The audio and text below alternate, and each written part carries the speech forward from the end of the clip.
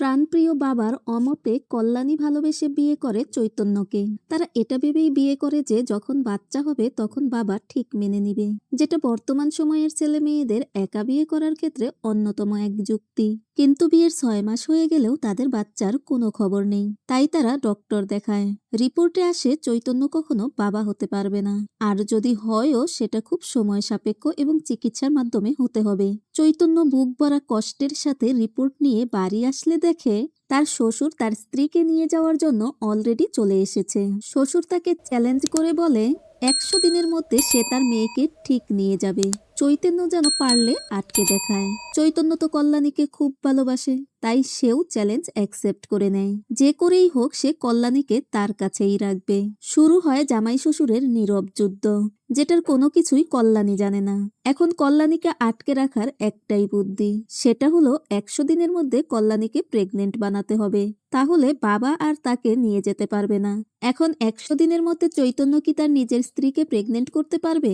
আর এর জন্য তাকে ঠিক কি কি করতে হবে, নাকি শেষ পর্যন্ত নিজের ভালোবাসার মানুষটিকে হারাতে হবে?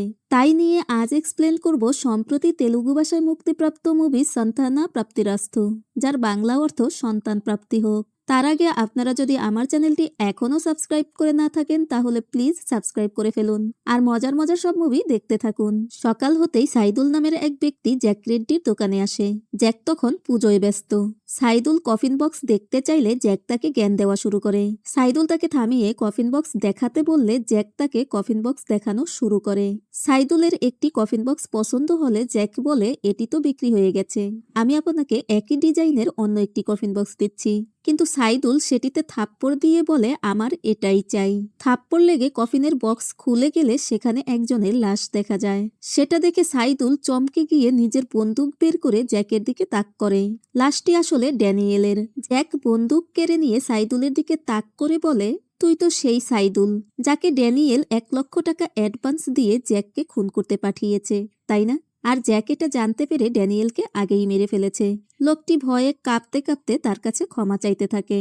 তখনই জ্যাকের লোকেরা আরো দুজনকে তুলে আনে।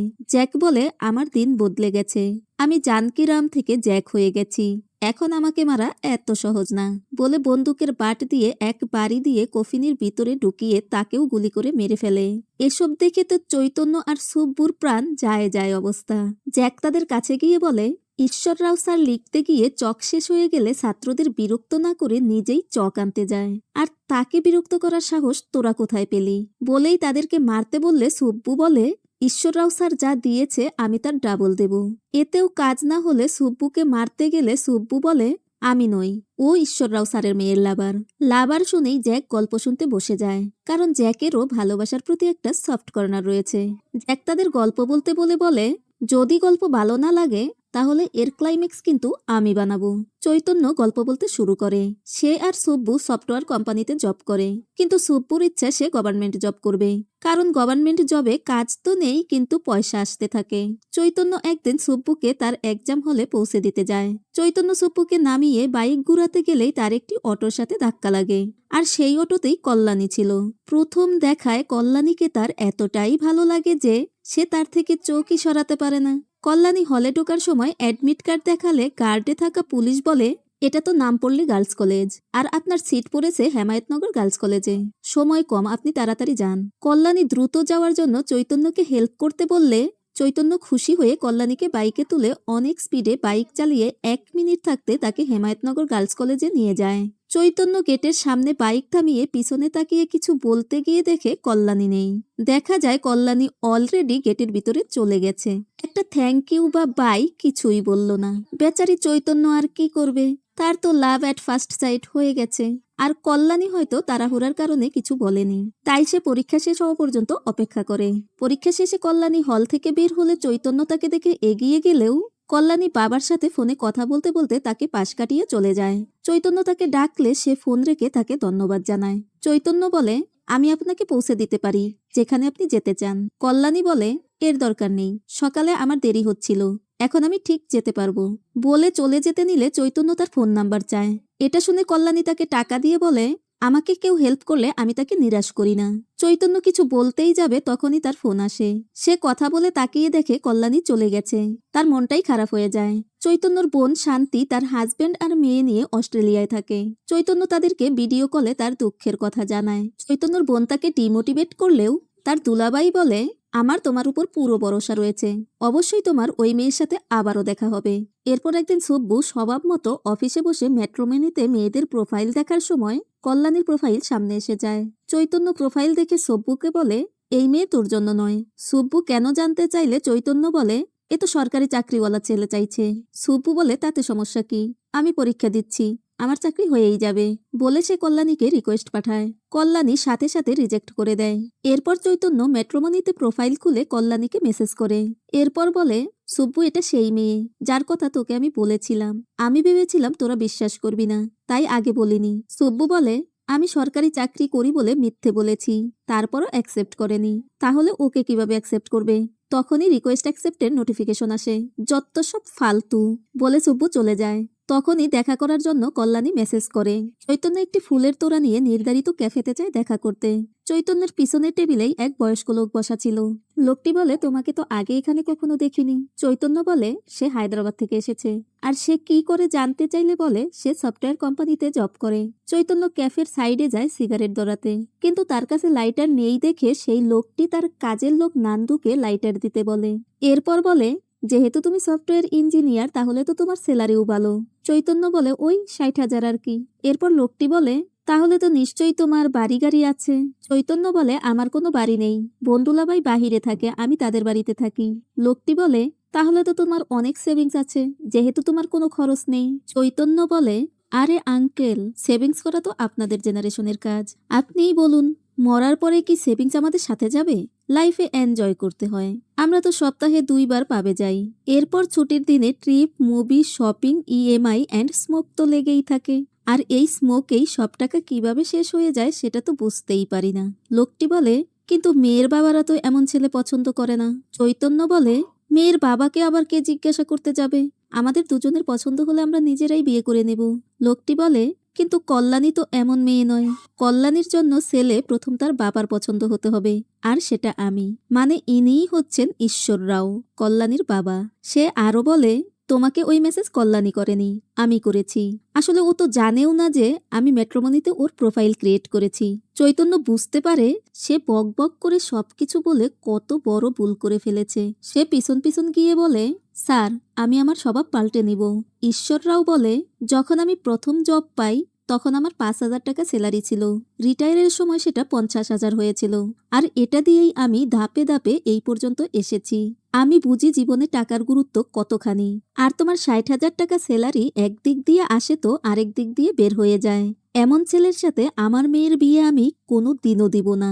আসলে বিনা পরিশ্রমে টাইপিং করে স্যালারি পাও তো তাই। আমি আমার মেয়ের বিয়ে কোনো সরকারি চাকরি করা ছেলের সাথেই দিব।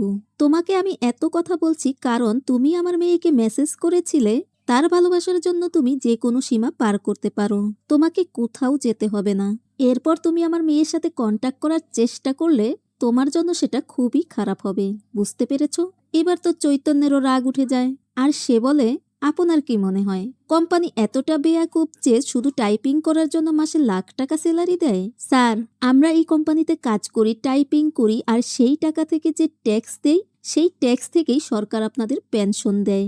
সকালে অ্যালার্ম থেকে শুরু করে রাতের টিভি সিরিয়াল, ক্যাশলেস পেমেন্ট থেকে ব্যাংকিং অ্যাপস, অনলাইন থেকে শপিং, গেমিং অ্যান্ড এন্টারটেইনমেন্ট, এরকম হাজারো কাজ সফটওয়্যার কোম্পানি মেইনটেইন করে। যদি এই টাইপিং এর কাজ একদিন বন্ধ থাকে না, তাহলে আপনার পৃথিবীও থমকে দাঁড়াবে বলে সে ভাব দেখিয়ে দেয় হাঁটা। জ্যাক বলে, এখন আমি বুঝেছি, আমাদের স্যার তোকে হুমকি দিয়েছে, তাই তুই বদলা নেওয়ার জন্য কল্যাণীকে বিরক্ত করেছিস, এটা কি ভুল নয়? সুব্বু বলে, না না, পিকচার তো এখনো বাকি বলে আবার বলতে শুরু করে। একদিন চৈতন্য গাড়ি নিয়ে অফিস যাওয়ার সময় রাস্তায় অনেক লোকের ভিড় দেখে এগিয়ে গেলে দেখে একজন প্রেগনেন্ট মহিলা বাজার করে নিয়ে যাওয়ার সময় তার ডেলিভারি পেইন উঠায় সে রাস্তার মাঝে পড়ে ব্যথায় কাতরাচ্ছে। সাথে সাথে সে মহিলাকে তার গাড়িতে তুলে হসপিটালের দিকে রওনা দেয়। তখনই কল্যাণী অটো নিয়ে এসে মহিলাকে না দেখে সেখানকার লোকদের জিজ্ঞাসা করলে তারা জানায় সামনের লাল গাড়িটি তাকে নিয়ে গেছে। কল্যাণী চৈতন্যের গাড়িকে ফলো করে সেও হাসপাতালে পৌঁছে যায়। চৈতন্য ওষুধ আনতে যায়।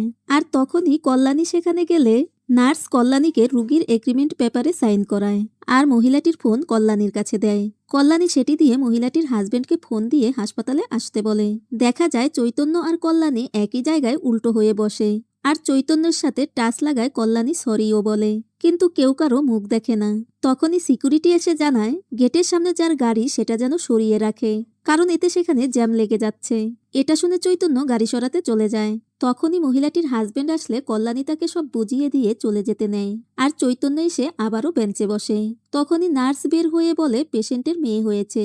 এটা শুনে চৈতন্য আর কল্যাণী দুজনই সেখানে আসে আর তাদের আবারও দেখা হয়ে যায়। কল্যাণী বাচ্চাকে কোলে নিয়ে চৈতন্যর কোলে দেয়। এরপর চলে যাওয়ার সময় কল্যাণী জানতে চায় আপনি ওয়ারানগালে কেন এসেছেন। চৈতন্য বলে আমার এখানে নতুন জব হয়েছে, এখন থেকে আমি এখানেই থাকবো।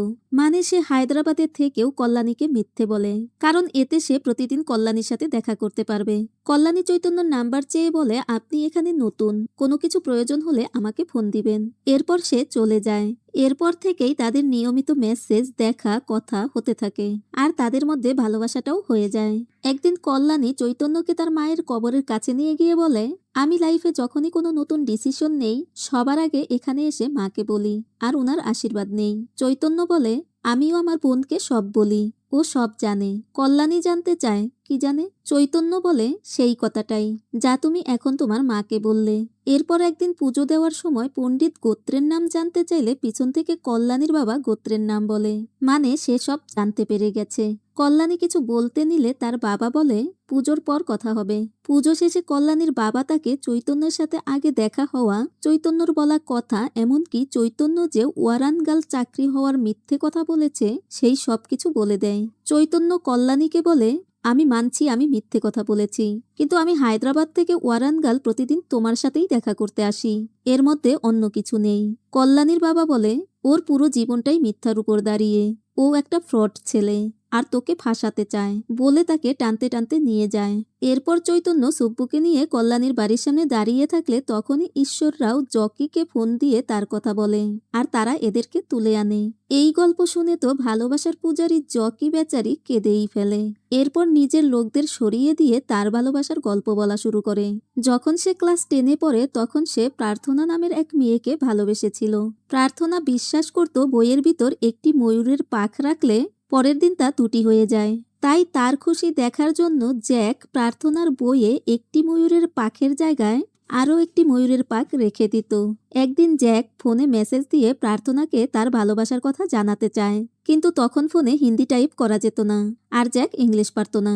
তাই সে তার মনের কথাগুলো কাগজে লিখে সেটি প্রার্থনার বইয়ের ভিতর রেখে দেয় আর সেই চিঠি গিয়ে পড়ে ওই স্যারের হাতে। ব্যাস আর কি, স্যার প্রার্থনাকে দিয়ে জ্যাকের হাতে রাখি পরিয়ে তাদের ভাই বোন বানিয়ে দেয় আর সেখানেই জ্যাকের ভালোবাসার গল্প শেষ। এরপর জ্যাক বলে ভালোবাসার শত্রু এই টিচারকে একটা শিক্ষা দিতেই হবে বলেই সে কল্যাণীর বাবাকে ফোন দিয়ে বলে স্যার আপনার কাজ হয়ে গেছে, ও আর আপনার মেয়ের দ্বারের কাছেও আসবে না, এবার আপনি আপনার মেয়েকে বাইরে যেতে দিতে পারেন। এটা শুনে কল্যাণীর বাবা কল্যাণীকে বলে আমি তোমাকে রাগ করে বাইরে যেতে মানা করেছিলাম, কিন্তু এখন তুমি বাইরে যেতে পারো। কল্যাণী বাইরে বের হলে জ্যাকের লোকেরা তাকেও তুলে নেয়। কল্যাণী বলে আমি আমাদের বিয়ের ব্যাপারে বাবার সাথে কথা বলবো। জ্যাক বলে কোনো লাভ হবে না, সে একবার যেটা ঠিক করবে তা থেকে তাকে কেউ নড়াতে পারবে না। সে আমার সাথেও এমন করেছে, তার চেয়ে তুমি চৈতন্যকে বিয়ে করে নাও আর তোমরা ভালো থাকো। কিন্তু কল্যাণী বলে বাবা আমার জন্য দ্বিতীয় বিয়ে করেনি, আর আজ আমি একা বিয়ে করে তাকে কিভাবে ছেড়ে যাব। জকি বলে যদি তুমি তোমার বাবা আর চৈতন্য দুজনকেই চাও তাহলে একটাই সমাধান আছে, তোমরা বিয়ে করে নাও আর একটা বাচ্চা হয়ে গেলে তোমার বাবা সব ভুলে তোমাদের মেনে নিবে। সুব্বু বলে আপনি কিভাবে শিওর যে মেনে নিবেই। জ্যাক বলে সিনেমা বা বাস্তব, আজকাল তো এসবই হচ্ছে। কল্যাণী রাজি হয়ে যায়। আর তাদের বিয়ে হয়। ছোট্ট সংসারে হাসি খুশি দুষ্টু মিষ্টি খুনসুটিতে আনন্দেই কাটছিল তাদের দিনগুলো। চৈতন্য প্রমোশন পেয়ে প্রজেক্ট ম্যানেজার হয়। কল্যাণী নান্দুকে ফোন করে বাবার কখন ওষুধ দিতে হবে, কখন ডক্টরের কাছে নিতে হবে এসব বলে দেয়। তারা বারবার প্রেগন্যান্সি টেস্ট করে, কিন্তু রেজাল্ট নেগেটিভ আসে। এভাবেই কেটে যায় 6টি মাস। তারা ডক্টর দেখাতে হসপিটালে যায়। ডক্টর বলে 2-1 বছর হলে একটা কথা ছিল, 6 মাসেই এতটা ভয় পাওয়ার কিছু নেই। তবুও তোমরা যেন নিরাশ না হও, তাই এই টেস্টগুলো করাও। আই এম শিওর কোনো প্রবলেম হবে না। দুজনেরই সব রকম টেস্ট করা হয়। এদিকে চৈতন্যর অফিসে মিটিং হচ্ছে। একটা বড় প্রজেক্টের জন্য 3 মাস সময় দেয়া হয়। আর বিপি বিজ্ঞান তাতে হাঁ বলে দেয়, কারণ সময় বাড়ানোর কথা বলতে হলে তাকে কারণ দেখিয়ে সেগুলো ইংলিশে বলতে হবে। আর সে ইংলিশ জানে না, তাই বাধ্য হয়েই তাকে হাঁ বলতে হয়। চৈতন্য থাকলে হয়তো সেটা হতো না। চৈতন্য সরি বলে প্রজেক্টের ডেডলাইন 3 মাস জানতে পেরে বলে 3 মাসে এটা কোনোভাবেই সম্ভব না। বিপি বলে তোমার যত সুবিধা দরকার হয় নাও, প্রয়োজনে স্যালারি বাড়িয়ে নাও, প্রমোশন নাও, কিন্তু এই প্রজেক্ট 3 মাসেই শেষ করতে হবে। এদিকে নান্দু কল্যাণীর বাসায় আসে। কল্যাণী জানতে চায় তুমি এখানে কি করছো। নান্দু জানায় ঈশ্বর রাওয়ের একটি স্টুডেন্ট অরুণ IASA তে সিলেক্ট হয়েছে, মুসরিতে ট্রেনিংয়ে যাচ্ছে। তারা তার সাথে দেখা করতে এসেছে, মানে কল্যাণীর বাবাও এসেছে, কিন্তু সে অভিমান করে ভিতরে আসেনি। কল্যাণী দৌড়ে তার বাবার কাছে গিয়ে তাকে জড়িয়ে ধরে, এরপর তাকে বাসায় নিয়ে আসে। এদিকে চৈতন্য হসপিটালে রিপোর্ট নিতে আসলে ডক্টর জানায় কল্যাণীর কোনো সমস্যা নেই, কিন্তু চৈতন্যর স্পার্ম কাউন্ট এতটাই লো যে কল্যাণী প্রেগনেন্ট হতে পারবে না। এটা শুনে তো চৈতন্য কেঁদে দেওয়ার মতো অবস্থা। ডক্টর বলে এত ভয়ের কিছু হয়নি, স্পার্ম কাউন্ট বাড়ানো যায়। শরীর প্রতি 3 মাসে নতুন স্পার্ম তৈরি করে। তোমাদের বিয়ের মাত্র 6 মাস হয়েছে, 3 মাস ওয়েট করো। যদি উন্নতি না হয় তবে ট্রিটমেন্ট শুরু করো। চৈতন্য ঘরে ঢুকতে গিয়ে শ্বশুরকে দেখে আবার বেরিয়ে যায়। এরপর ভয়ে ভয়ে ঘরে ঢুকে। কল্যাণী তাদেরকে কথা বলতে বলে কিচেনে যায়। চৈতন্য বলে আসলে সব কিছু তাড়াহুড়ায় হয়ে গেছে, যা হয়েছে তার জন্য ক্ষমা চাইছি, আমাদের মাফ করার জন্য অনেক ধন্যবাদ। কল্যাণীর বাবা বলে তাড়াহুড়ায় কিচ্ছু হয়নি, সব তোমার প্ল্যান অনুযায়ী হয়েছে। তোমার মনে ওর জন্য ভালোবাসা নেই, বরং আমার জন্য ঘৃণা আছে। তোমার ইগো হার্ট হয়েছে, তুমি পালিয়ে বিয়ে করতে চেয়েছিলে, তাই করেছ। কল্যাণী এসে জানতে চায় তোমরা কি বলছো। কল্যাণীর বাবা বলে আমার কাজ শেষ না হওয়া পর্যন্ত ও আমাকে এখানে থাকতে বলছে। কল্যাণী বলে তোমার যত দিন খুশি তুমি এখানে থাকো। কল্যাণী চলে গেলে তার বাবা বলে 100 দিনের মধ্যেই আমি তোমার আসল রূপ কল্যাণীকে দেখিয়ে দেব, প্রমাণ করে দেব তোমার ভালোবাসা মিথ্যে, আর নিজের মেয়েকে ফিরিয়ে নিয়ে যাব। যদি তোমার ভালোবাসা সত্যি হয় তবে 100 দিন ওকে নিজের কাছে রেখে দেখাও। চৈতন্য বলে প্লিজ আমায় বিশ্বাস করুন, আমি ওকে সত্যিই ভালোবাসি। কল্যাণীর বাবা বলে এমন ভিক্ষে কেন চাইছো, পুরুষ হলে চ্যালেঞ্জ গ্রহণ করো। কল্যাণী চৈতন্যকে ডেকে বলে আমরা পালিয়ে বিয়ে করাতে বাবা অনেক কষ্ট পেয়েছে, তাকে আর কষ্ট দিও না। চৈতন্যও মেনে নেয়। এরপর রিপোর্টের কথা জানতে চাইলে চৈতন্য বলে কোনো সমস্যা নেই, সব ঠিক আছে। এরপর ফিরে এসে চৈতন্য বলে যদি আমি চ্যালেঞ্জে জিতে যাই তবে কি হবে। কল্যাণীর বাবা বলে তবে আমি ভুল স্বীকার করে তোমার পায়ে পড়ে ক্ষমা চাইব। চৈতন্য বলে ঠিক আছে, রেডি হয়ে যান। চৈতন্য সুব্বুর সাথে তার প্রবলেম শেয়ার করলে সুব্বু জানতে চায় তুই কি রিপোর্টের কথা কল্যাণীকে বলেছিস। চৈতন্য বলে বলবো, কিন্তু যদি এটা ওর বাবা জানে তাহলে এই বাহানায় আমাদের আলাদা করে দিবে, কিন্তু আমি ওকে ছাড়া থাকতে পারবো না। তাই যে করেই হোক এই 100 দিনের মধ্যে ওকে প্রেগনেন্ট করতে হবে, তাহলে ওর বাবা আর আমাদের আলাদা করতে পারবে না। চৈতন্য বাড়ি এসে দেখে সব খাবার ভেজিটেরিয়ান। কল্যাণীর কাছে জানতে চাইলে সে জানায় তারা ভেজিটেরিয়ান। চৈতন্য বলে কিন্তু আমরা তো নন ভেজ খেয়েছি। কল্যাণী বলে আমি খেয়েছি, কিন্তু বাবা জানতে পারলে মেরেই ফেলবে। যতদিন বাবা আছে প্লিজ মেনে নাও। এরপর চৈতন্য ড্রিঙ্কের জন্য গেলে দেখে সেখানে একটাও বোতল নেই। কল্যাণী বলে সে সবগুলো সরিয়ে রেখেছে যেন তার বাবা দেখতে না পায়, কারণ এতে নতুন করে তার ইমেজ নষ্ট হতে পারে। বেচারি মনের দুঃখে রেস্ট নিতে গেলে দেখে শ্বশুর তারই বেডে শুয়ে আছে। কল্যাণী বলে বাবা এসি ছাড়া ঘুমাতে পারে না, আর আমাদের বাসায় ওই এক রুমেই এসি আছে, তাই আমিই বাবাকে ওখানে ঘুমাতে বলেছি। বেচারিকে না চাইতেও মেনে নিতে হয়। তারা ডাইনিংয়ে বিছনা করে ঘুমায়। এরপর তারা রাতে কাছে আসতে নিলে কল্যাণীর বাবা দরজা খুলে বাইরে আসে। ব্যাস এটাও বেঁচতে গেল। চৈতন্য রাগ করে সোফায় গিয়ে শুয়ে পড়ে। মশার কামড়ে সারা রাত ঘুমাতে পারে না। যেই না সকালবেলা একটু ঘুমোতে গেছে অমনি কল্যাণী তাকে বাবার সাথে পুজো করার জন্য ডাকে। চৈতন্য চিৎকার করে বলে কি টর্চার শুরু করেছ। আর কল্যাণীর বাবা ভিতর থেকে খুশি হয়ে বলে শুরু হয়ে গেছে। কল্যাণী বলে এত রাগ কেন করছো? যে কটা দিন বাবা আছে একটু মানিয়ে নাও। বেচারি অফিসে গিয়ে ঘুমাতে থাকলে বস এসে সান্ত্বনা দিয়ে বলে, আমি তোমার কষ্টটা বুঝতে পারছি। মানে সুব্বু তাকে সব বলে দিয়েছে। এরপর বিপি তার এক বন্ধু ডক্টর ব্রহ্মারামের কথা বলে, যার মাধ্যমে অনেকেরই এই সমস্যার সমাধান হয়েছে। সেই ডক্টরের কাছে গেলে এক মহিলা তাদেরকে মালা পরিয়ে বরণ করে আর বলে, সান্থানা প্রাপ্তিরাস্তু। ডক্টর ব্রহ্মারাম চৈতন্যের রিপোর্ট দেখে এমন এক্সপ্রেশন দেয় যে বেচারি চৈতন্য মনে হয় কেঁদেই দিবে। এরপর সে টিভি অন করে বলে, এগুলো হলো অ্যাক্টিভ স্পার্ম সেল, দেখো কত অ্যাক্টিভ। আর এগুলো তোমার স্পার্ম সেল। মনে হচ্ছে এখনই শেষ হয়ে যাবে। তোমার যা কন্ডিশন তাতে 100 দিনের মধ্যে কনসিভ করা খুব মুশকিল। তবে আমি যা যা বলবো তা স্ট্রিক্টলি ফলো করলে চান্স আছে। চৈতন্য রাজি হয়ে যায়। এরপর তাকে কিছু মেডিসিন দিয়ে ইয়োগা করার জায়গায় নিয়ে যায়। সেখানে এক মেয়ে তাকে ইয়োগা করে দেখায়। এই সবই চৈতন্যকে করতে হবে। চৈতন্য বলে, এত কিছু সে কি করে করবে? ডক্টর ব্রহ্মারাম বলে, এ তো খাবার দেখেই ক্ষুধা শেষ হয়ে যাওয়ার মতো হলো। এরপর আরো কয়েক জায়গায় নিয়ে বিভিন্ন ধরনের মেডিসিন দেয়। স্পার্ম বৃদ্ধির জন্য এখন নাকি চৈতন্যকে তার ড্রেস আর জুতোও পাল্টে ফেলতে হবে। আসলে এই সবই হচ্ছে ফার্টিলিটি সেন্টারের পয়সা কামানোর ধান্দা। একের মধ্যে সব বিক্রি করে নিজেদের আখের গোছানো আর কি। এসব করতে করতে চৈতন্যের কার্ডের ব্যালেন্স শেষ হয়ে যায়। এতেও কোনো সমস্যা নেই, কারণ এখানে নাকি ইএমআই ব্যবস্থাও রয়েছে। তখনই চৈতন্যর ফোন আসলে ডক্টর ব্রহ্মারাম বলে, ফোন কখনো পকেটে রেখো না। পকেটে রিং হলে 10,000 স্পার্ম মারা যায়, ব্যাগে রাখো। এরপর তারা সেখান থেকে চলে আসে। চৈতন্য বাসায় এসে বলে, তোমার বাবার থেকে অনুপ্রাণিত হয়ে আমি একজন ভালো মানুষ হতে চাই কল্যাণী। আজ থেকে no smoking, no drinking, organic food আর রোজ ইয়োগা। হেলথের উপরে কিছু নেই। কল্যাণীর বাবা বলে, মানুষ এসব তখনই করে যখন সে অসুস্থ থাকে।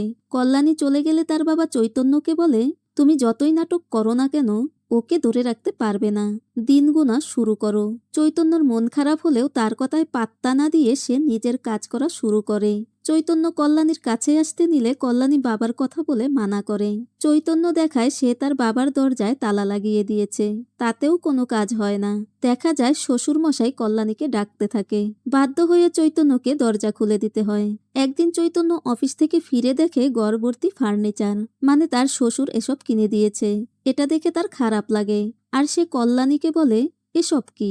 কল্যাণী বলে, জাস্ট বাবার স্যাটিসফ্যাকশনের জন্য, প্লিজ তুমি কিছু মনে করো না। চৈতন্য আর কিছুই বলে না। চৈতন্য অফিসে গেলে সাই নামের এক কর্মী বলে, শুনলাম আপনি ওয়েলনেস সেন্টারে যাচ্ছেন। আমার ভাইয়েরও সেম প্রবলেম। যদি আপনার ইমপ্রুভ হয়ে থাকে তাহলে আমার ভাইকে নিয়ে যেতাম। চৈতন্য আমতা আমতা করে বলে, ভালো, তা তোমাকে কে বলেছে? সে জানায় সুব্বু বলেছে। এরপর চৈতন্য অফিসের লিফটে, ক্যান্টিনে যেখানেই যায় সেখানেই সবাই তাকে একই কথা বলতে থাকে। চৈতন্য রেগে সুব্বুর কাছে গিয়ে বলে, তুই আমার প্রবলেম সবাইকে কেন বলেছিস? সুব্বু বলে, প্রবলেম শেয়ার করলে হালকা লাগে, তাই। বোঝো অবস্থা। এমন একজন বন্ধু থাকলে শত্রুর আর কি দরকার। একদিন চৈতন্য সেন্টারে ইয়োগা করতে গেলে তার জকির সাথে দেখা হয়ে যায়। সেও বাচ্চা হচ্ছিল না বলেই সেখানে এসেছিল, কিন্তু সে বাচ্চার জন্য এত টাকা খরচ করতে পারবে না। তাই চৈতন্যকে তার প্রেসক্রিপশন শেয়ার করতে বলে। ডক্টর ব্রহ্মারাম রেগে বলে, আমার প্রেসক্রিপশন শেয়ার করছো? শুধু একে শেয়ার না করে বাইরে দোকান দিয়ে বসো, হসপিটাল খোলো, আর আমার প্রেসক্রিপশন দিয়ে চালিয়ে দাও। তোমাদের দুজনের প্রবলেম কি একই নাকি যে একই প্রেসক্রিপশনে কাজ হবে? জকি চলে যাওয়ার সময় চৈতন্যকে বলে, তুমি কল্যাণী বা ওর বাবাকে এসব বলতে যেও না। এদিকে চৈতন্যর প্রজেক্টে প্রবলেম হয় আর একদিনের মধ্যে সেটা শেষ করতে বলা হয়।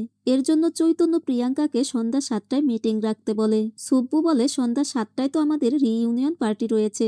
চৈতন্য বলে, পার্টি এতটা জরুরি নয়, বলে সে চলে যায়। দেখা যায় পার্টিতে চৈতন্যর সাথে কল্যাণী আর তার বাবাও আসে। আসলে ঈশ্বররাও এখানে কোনো বাহানা খুঁজতে এসেছে, যার মাধ্যমে কল্যাণী আর চৈতন্যকে আলাদা করা যেতে পারে। চৈতন্যর বন্ধুরা এক টেবিলে বসে ড্রিঙ্ক করছিল। সেখানে একজন আরেকজনকে বলে, চৈতন্য বিয়ের পর খুশি আছে, শান্তি এখানে আসছে, তুই আবার ওদের কিছু বলতে যাস না। চৈতন্যর সেই বন্ধু ওয়াশরুমে আসলে কল্যাণীর বাবাও সেখানে এসে চৈতন্যর কোনো প্রবলেম আছে কিনা জানতে চায়, কিন্তু সে কিছুই না বলে টেবিলে এসে বসলে কল্যাণীর বাবাও তার সাথে টেবিলে এসে বসে। আর তখনই দেখা যায় তারা যে শান্তির কথা বলছিল সে তার হাজবেন্ডকে নিয়ে পার্টিতে চলে এসেছে। চৈতন্যর বন্ধু কিছু বলার আগেই সেন্সলেস হয়ে যায়, আর সে যেন কিছু বলতে না পারে তাই সুব্বু সেখানে আসছিল। আর তাকে দেখে কল্যাণীর বাবা নাটক করে বলে, তুমি চৈতন্যের ব্যাপারে অনেক কিছু বলে দিয়েছ, এজন্য তোমাকে ধন্যবাদ। সব্বু সেখানে গিয়ে বলে, ও কি বলেছে? কল্যাণীর বাবা বলে, সব বলে দিয়েছে। সব্বু বলে, চৈতন্য আর শান্তির লাভ স্টোরির ব্যাপারে ওর কোনো কিছু বলার চান্সই নেই। কল্যাণীর বাবা বলে, ও যা বলেনি তা তুমি বললে। এদিকে কল্যাণী চৈতন্যকে বলে, তুমি তোমার সব কলেজ ফ্রেন্ডের কথা বলেছ, শান্তির কথা কেন বলনি? তখনই সেখানে কল্যাণীর বাবা গিয়ে বলে, ভুলে গিয়েছিল, আসলে ওর বোনের মেয়ের নাম তোমার ওয়াইফাই এর পাসওয়ার্ড, এমনকি তোমাদের গড়ের নামও শান্তি। কিন্তু কেন? এসব শুনে শান্তি বলে, তুমি আমাকে এত ভালোবাসো, আগে কেন বলনি? কল্যাণী বলে, তুমি আমাকে আগে কেন বলনি? কল্যাণীর বাবা বলে, এবার তো সত্যিটা বলো। তখনই সব্বু সেখানে এসে বলে, আপনাদের সময়ে কলেজে এটা হতো না?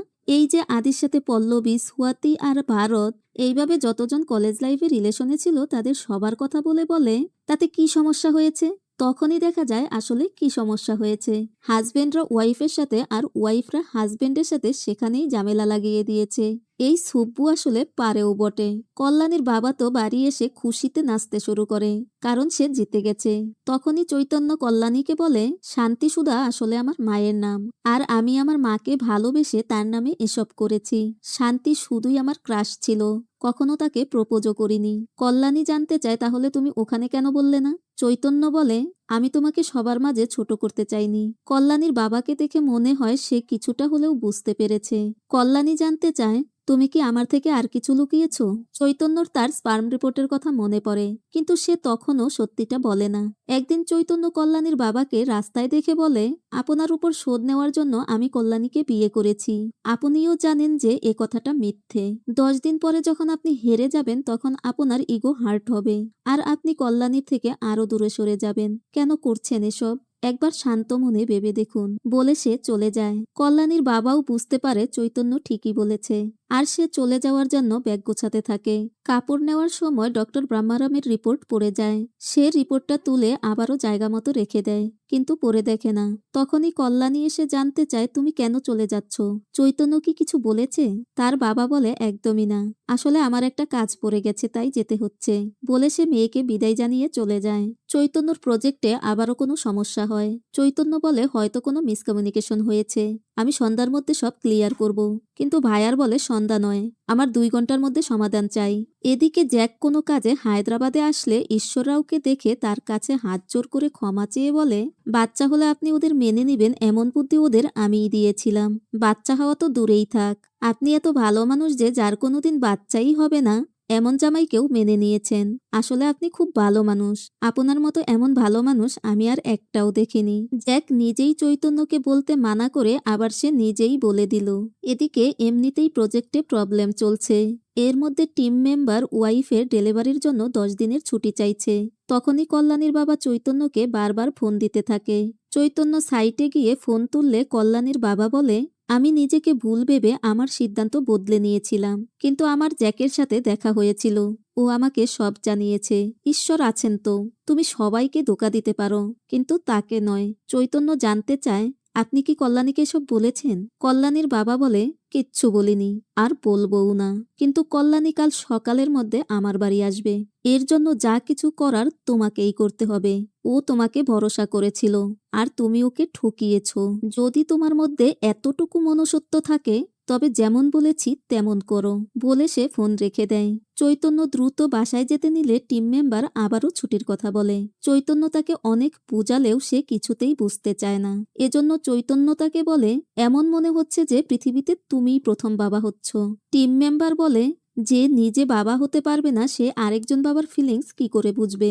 এতে চৈতন্যর খুব রাগ হয়, আর সে টিম মেম্বারের কলার ধরে বসে, আর এই জন্য তাকে সাময়িক সময়ের জন্য সাসপেন্ড করা হয়। চৈতন্য শ্বশুরের কথা মনে করে ড্রিঙ্ক করে বাসায় ফিরলে কল্যাণী বলে, অফিসে ফোন করে জানলাম তুমি কারো সাথে ঝগড়া করেছো, বাবাও চলে গেছে, তুমি কি বাবাকে কিছু বলেছো?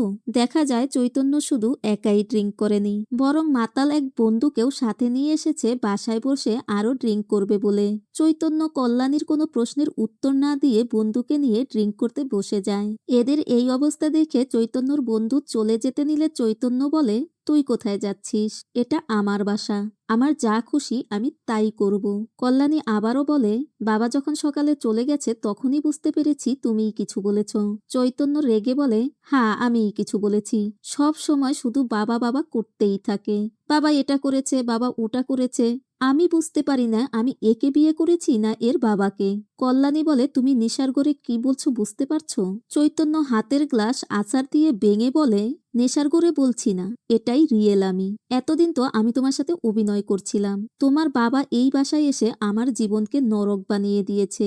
এসব দেখে চৈতন্যর বন্ধু দ্রুত পালিয়ে যায় আর চৈতন্য ঘরে ভাঙচুর শুরু করে। কল্যাণী বলে, আজ বুঝতে পারছি বাবা কেন বলেছিল তুমি আমার জন্য সঠিক নও। চৈতন্য বলে, বুঝে গেছো তো, তাহলে তার কাছেই চলে যাও। বলে কল্যাণীকে ধাক্কা দিয়ে নিজেও ফ্লোরে পড়ে যায়। কল্যাণী লাগেজ নিয়ে বেরিয়ে পড়ে। চৈতন্যর বোন-দুলাভাই ফিরে এসে এসব দেখে জানতে চাইলে চৈতন্য তাদের সবটা বলে। চৈতন্যর বোন কল্যাণীকে সবটা সত্যি বলে তার কাছে মাপ চেয়ে তাকে ফিরিয়ে আনতে বলে। চৈতন্যর দুলাভাই বলে, এতে কোনো কাজই হবে না। এরপর চৈতন্যকে বলে, তুমি কি ছোট বাচ্চা যে তোমার জীবন আরেকজন চালাবে? তুমিই জানো তোমার জন্য কোনটা ভালো আর কিসে তুমি সুখী হবে। তুমি সেটাই করো। দুজনই দুই জায়গায় থেকে কষ্ট পেতে থাকে।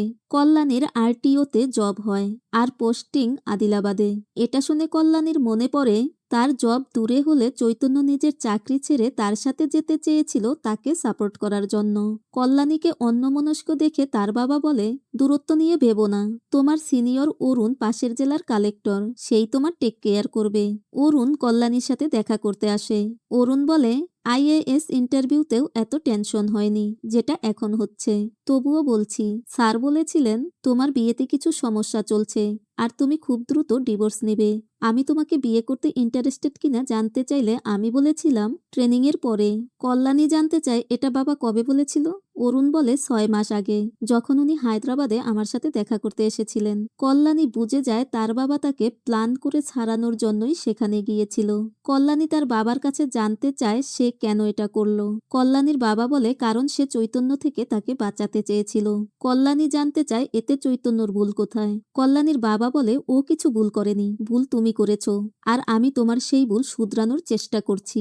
কল্যাণী বলে, তুমি সবসময় এটাই বলো যে যা কিছু করো আমাকে বাঁচানোর জন্য, আমাকে প্রোটেক্ট করার জন্য, তাই না? কিন্তু তুমি কি জানো আমার আসলে কার থেকে বাঁচা উচিত? আমার আসলে তোমার থেকে বাঁচা উচিত, তোমার অতিরিক্ত ভালোবাসা থেকে বাঁচা উচিত। তুমি যা করবে তাই ঠিক আর বাকিরা সব ভুল। তোমার এই চিন্তাধারা থেকে বের হওয়া উচিত। আমি সব সময় চৈতন্যকেই ভুল ভাবতাম, কিন্তু ভুল তো আসলে তুমি ছিলে। কল্যাণীর বাবা বলে, ওই ধোঁকাবাজ কি তোমাকে এটা বলেছে যে সে কখনো বাবা হতে পারবে না? ধরে নিলাম পৃথিবীর কাউকে বলার প্রয়োজন নেই, কিন্তু তোমাকে তো বলার প্রয়োজন ছিল, তাই না? জিজ্ঞেস করে দেখো ওকে আমি ভুল কিনা। এটা জানতে পেরে কল্যাণী কান্না করে। এরপর চৈতন্য কল্যাণীর বাসায় আসে।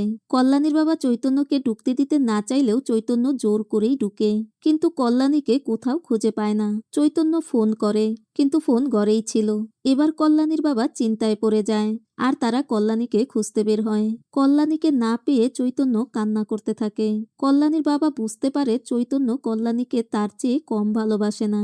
কল্যাণীকে খুঁজতে খুঁজতে এক স্টেশনে গেলে চৈতন্যর সাথে সেই দম্পতির দেখা হয় যাদেরকে ডেলিভারির সময় কল্যাণী আর চৈতন্য দুজনেই সাহায্য করেছিল।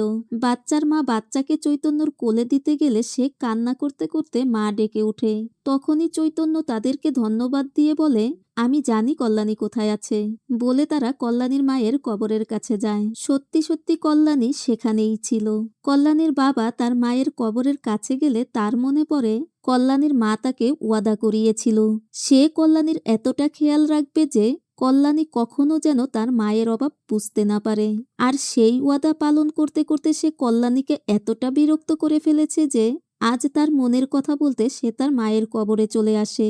এরপর কল্যাণীকে বলে, এই মুহূর্ত থেকে আমি তোর জীবনে আমার কোনো সিদ্ধান্ত চাপিয়ে দিব না, বরং তুই যেই সিদ্ধান্তই নিবি আমি তোর পাশে থাকব। কল্যাণী চৈতন্যকে বলে, তুমি এখানে কেন এসেছো? চৈতন্য বলে, সত্যি বলে ক্ষমা চাইতে। তুমি আমাকে ভরসা করেছিলে আর আমি তোমাকে মিথ্যে বলেছি। I am sorry. কল্যাণী বলে, বলা হয়েছে, এবার যাও। চৈতন্য চলে যেতে নিলে কল্যাণী বলে, আমার কপালে কি তোমরাই ছিলে? মেয়েদের জীবনে তাদের বাবা আর স্বামী এই দুজন লোকই ইম্পর্টেন্ট। বাবা ডিসাইড করবে আমি কি ভাববো আর তুমি ডিসাইড করবে আমি কি করব। কিন্তু কেউই একবারও জানতে চাইবে না আমি কি চাই। তুমি বাবার উপর রাগ কারণ বাবা আমাদেরকে একসাথে থাকতে দিতে চান না, আর বাবা তোমার উপর রাগ কারণ তুমি আমাদের দুজনকে আলাদা করে দিয়েছ। তোমরা সব সময় এটাই প্রমাণ করতে চাও যে তোমরা কে আমাকে কত বেশি ভালোবাসো, কিন্তু তোমরা কখনো জানতে চেয়েছো আমি তোমাদেরকে কতটা ভালোবাসি। আমি বাচ্চার জন্য তোমাকে ভালোবাসিনি, ভালোবাসা থেকেই বাচ্চা হয়। চৈতন্য সাথে সাথে গিয়ে কল্যাণীকে জড়িয়ে ধরে, আর তার বাবাও। তারা যাওয়ার সময় কল্যাণীর বাবা তাকে পাশের ডোবার নোংরা পানি থেকে সাবধান হতে বলে। কল্যাণী বাবার দিকে রেগে তাকালে তার বাবা বলে, সরি, আর হবে না। আসলে বাবারা কখনো সন্তানের ভালো না চেয়ে থাকতেই পারে না। 1 বছর পর কল্যাণী প্রেগনেন্ট হয়, আর সেই অবস্থাতেই সুব্বুর বিয়ের অনুষ্ঠানে আসে। তার এক পাশে থাকে বাবা, আরেক পাশে চৈতন্য। আর বিয়ের অনুষ্ঠানে ছবি তোলার মাধ্যমে এই মুভির হ্যাপি এন্ডিং হয়। তো কেমন লাগলো আজকের মুভিটি কমেন্টে জানাতে পারেন। আর যাবার আগে অবশ্যই আমার চ্যানেলটি সাবস্ক্রাইব করে পাশে থাকা বেল আইকনটি প্রেস করে রাখবেন। ফিরে আসবো ফিল্ম স্টোরিতে আপনাদের পছন্দের নতুন অথবা পুরনো কোনো মুভির গল্প নিয়ে। সে পর্যন্ত সবাই ভালো থাকুন, সুস্থ থাকুন, আল্লাহ হাফেজ।